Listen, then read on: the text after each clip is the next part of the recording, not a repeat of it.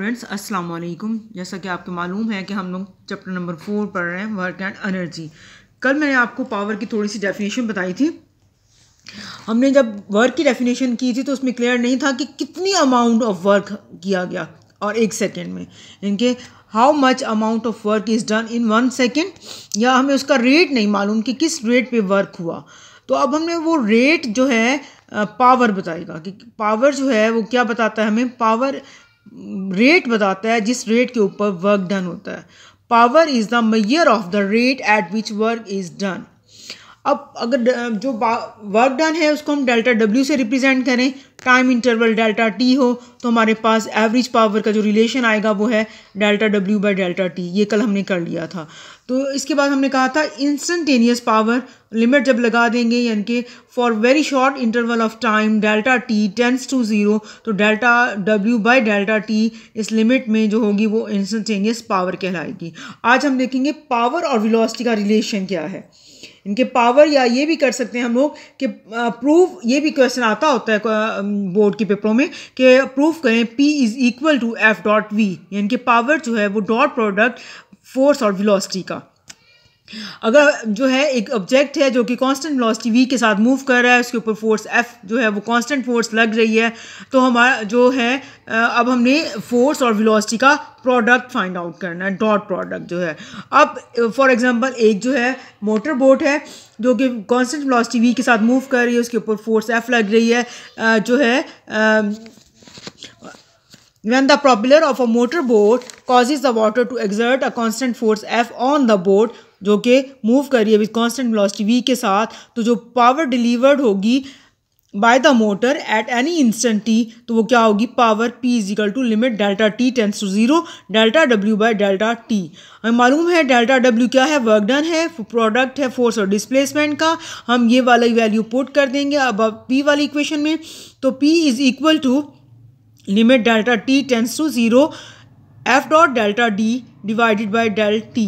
अब जो है limit delta T tends to zero delta d by delta t, यानी कि rate of change of displacement किसके बराबर होती है, वो वेलोसिटी के बराबर होती है। यानी कि हम यहाँ पे जो है del d by del t को हम v के बराबर लिख सकते हैं। तो यहाँ पे हमारे पास प्रोडक्ट आएगा p is equal to F dot v. इनके डॉट प्रोडक्ट प्रूफ हो गया कि p बराबर है, पावर बराबर है एफ डॉट वी। इनके ऐसा यूनिट जो है पावर की वो वॉट है। इसको ऐसे डिफाइन करेंगे कि 1 joule of work done in 1 second, 1 joule of work done in 1 second.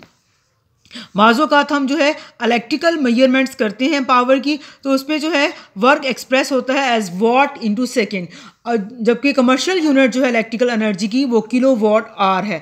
Kilo watt hour is the work done in 1 hour by an agency whose power is 1 kilowatt, इनकी 1 kilowatt hour is equal to 1000 watt into 3600 seconds.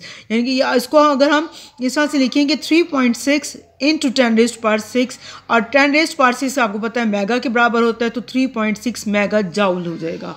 ये हमारे पास power and velocity का relation है। इसके बाद है energy. Energy क्या है, ability of a body to do work is called energy. इनकी किसी भी बॉडी की जो कैपेसिटी है वर्क करने की वो उसकी एनर्जी कहलाती है। एनर्जी की 2 बेसिक फॉर्म्स हैं, एक काइनेटिक एनर्जी है और एक पोटेंशियल एनर्जी है।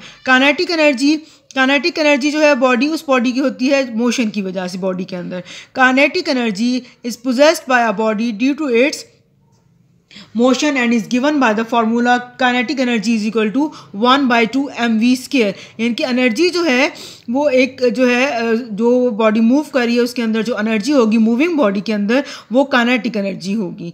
एनर्जी जो है वो एक स्केलर क्वांटिटी है, और जो है इस तरह से काइनेटिक एनर्जी जो है मूविंग बॉडी की एनर्जी है, और जो है अगर पोटेंशियल एनर्जी जो है वो किसी भी बॉडी की वो एनर्जी है जो उसकी पोजीशन की वजह से होती है। इनके potential energy is possessed by a body due to its position in a force field. For example इनके इसकी एग्जांपल यूँ है कि ग्रेविटेशनल फील्ड के अंदर जो बॉडी जो है फॉर एग्जांपल ग्रेविटेशनल फील्ड और because of its constraint state, इनके जो है potential energy due to gravitational field near the surface of the earth at a height h is given by the formula potential energy is equal to mgh।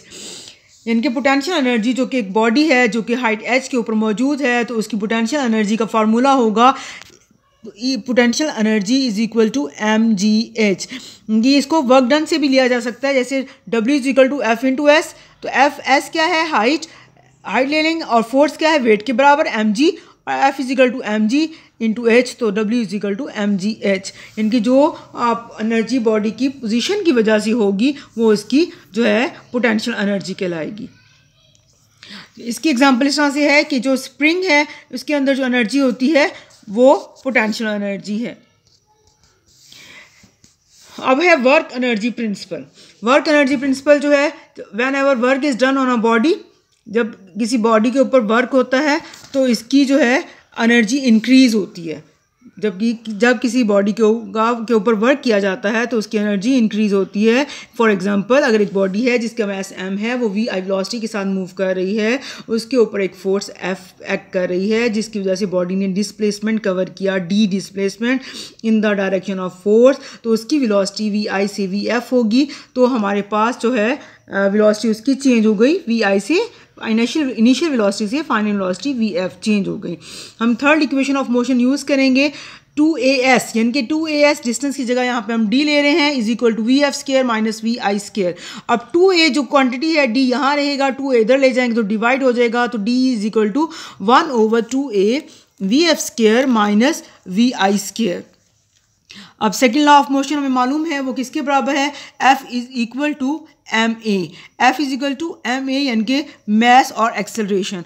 अब ये वाली equation जो displacement वाली थी और सेकेंड लॉ ऑफ मोशन जो है, वो वाली दोनों इक्वेशंस को अगर हम मल्टीप्लाई कर दें तो हमारे पास क्या आ जाएगा, F into d is equal to 1/2 m into vf square minus vi square. a से a कट जाएगा, 1/2 बाकी रह जाएगा, m मल्टीप्लाई हो गया m vf square minus vi square.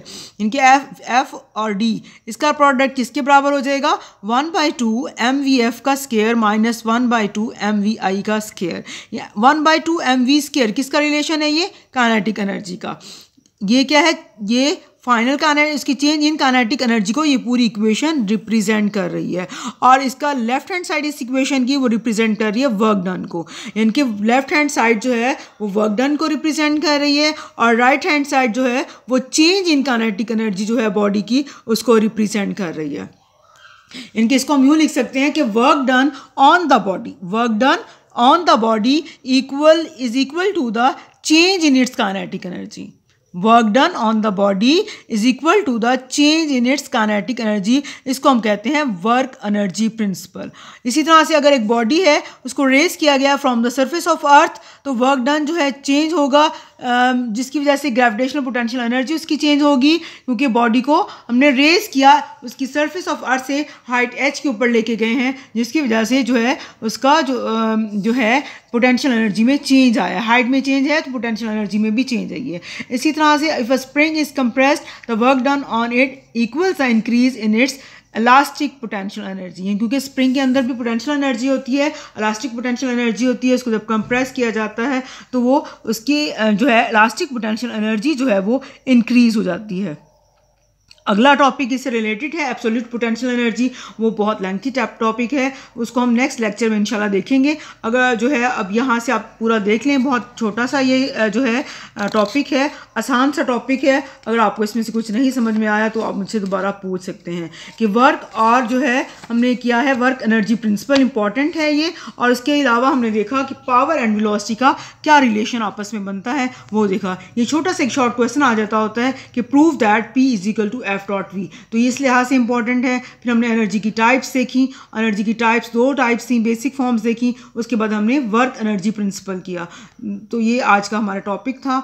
Next time इंशाल्लाह नेक्स्ट टॉपिक करेंगे। ओके, थैंक यू, अल्लाह हाफिज़।